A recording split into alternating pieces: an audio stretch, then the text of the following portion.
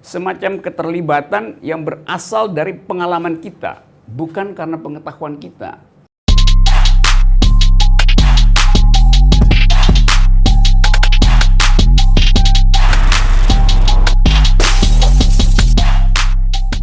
Oke, selamat malam. Sesi ini tentang ethics. Kata etika dan etiket bisa bedain ya. Jadi bukan etiket lingkungan, tapi etika lingkungan. Ethics artinya the as it should be, keharusan, normativitas yang basisnya adalah argumen. Itu yang namanya etis. Jadi sesuatu disebut punya masalah etis bila dia menuntut justifikasi rasional terhadap satu problem itu. Jadi bukan karena keyakinan, bukan karena kebiasaan, bukan karena hobi, maka itu disebut sebagai ethics, tapi karena ada susunan pikiran untuk mengaktifkan argumen itu. Tidak etis Anda berbohong tentang situasi ekonomi. Itu bukan soal etika itu. Di situ soal opini, tapi etik selalu menimbulkan konfrontasi argumen. Jadi saya mau menerangkan bagian itu dengan mengambil beberapa poin yang telah diucapkan oleh pengajar yang lain selama 3 sesi yang lalu. Nah, supaya kita tune in dengan soal ethics ini, dan etika lingkungan itu dianggap sebagai a new kind of ethics, karena biasanya orang bicara ethics itu dalam rangka tuntutan mempromosikan humanity. Di dalam etika lingkungan kita pindah dari center yang antropologis ke center yang biosentris itu. Jadi ada refocusing di dalam pembicaraan ethics. Dulu orang nggak kenal tentang hak-hak binatang, hak mawar untuk tetap mekar, hak sungai untuk berlekuk, hak gunung untuk dingin. Orang anggap itu aneh kalau barang di luar manusia diberi status moral. Sekarang hal itu justru dianggap sebagai a new kind of ethics. Hak burung dara untuk terbang berarti hak pohon untuk tidak ditebang. Sebab burung dara berhak membuat sarang di pohon itu. Jadi dengan sendirinya ada 2 hak di situ, hak burung dara dan hak pohon. Sekarang kalau orang tanya apa dasarnya burung dara harus punya hak, apa dasarnya pohon harus punya hak, itu kita bicara tentang etika lingkungan. Dasarnya apa? Pembenarannya apa itu? Kalau dibilang ya kan tradisinya begitu supaya hijau, ya itu soal hobi kita aja. Nah, kalau hobi kita begitu, ada orang yang bilang, hobi saya adalah menembak burung, hobi saya adalah menebang pohon itu.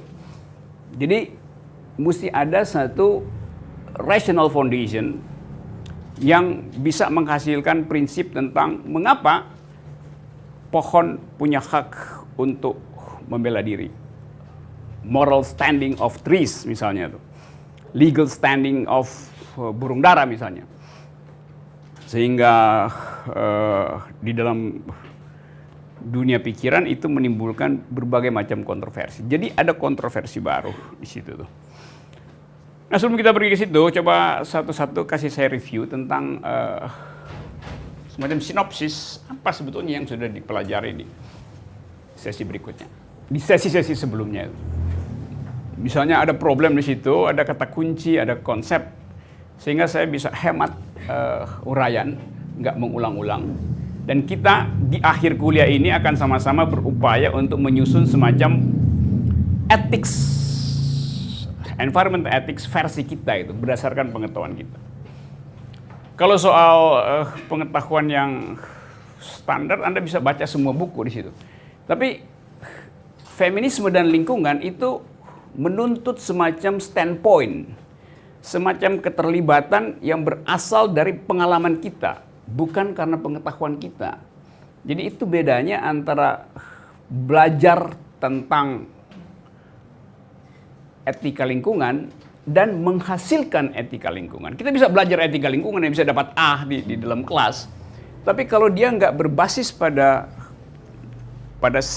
situated knowledge, pada hal konkret yang kita alami sehari-hari, maka kita cuma disebut sebagai ahli etika lingkungan, bukan ekofeminis. Seorang ekofeminis dia tumbuh dari kekuatan argumen yang berbasis pada pengalaman yang basah, pengalaman yang betul-betul touch the reality itu, yang down to earth. Jadi itu bedanya ya. Kalau kita bicara, jadi kita nggak bicara tentang etika lingkungan dalam pengertian teori mutakhir tentang itu, akses saja di internet. Tapi bukan itu yang dimaksudkan oleh Jurnal Perempuan. Tentu kita bisa nulis di Jurnal Perempuan tentang itu. Tapi menghasilkan seorang laki-laki yang ingin menyebut diri I am a male feminist, artinya dia pernah mengalami satu situasi dramatis tentang kehidupan ketidakadilan, dan bisa jadi ketidakadilan itu basisnya adalah karena eksploitasi lingkungan. Demikian juga bila seorang perempuan bicara tentang I am an eco-feminist, dia bukan berarti dia hafal Sandra Harding atau baca God of Small Things dari Arundhati Roy.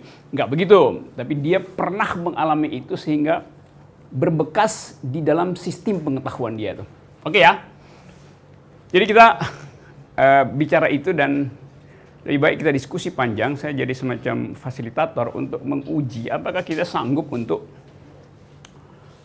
carrying burden of being eco-feminis itu.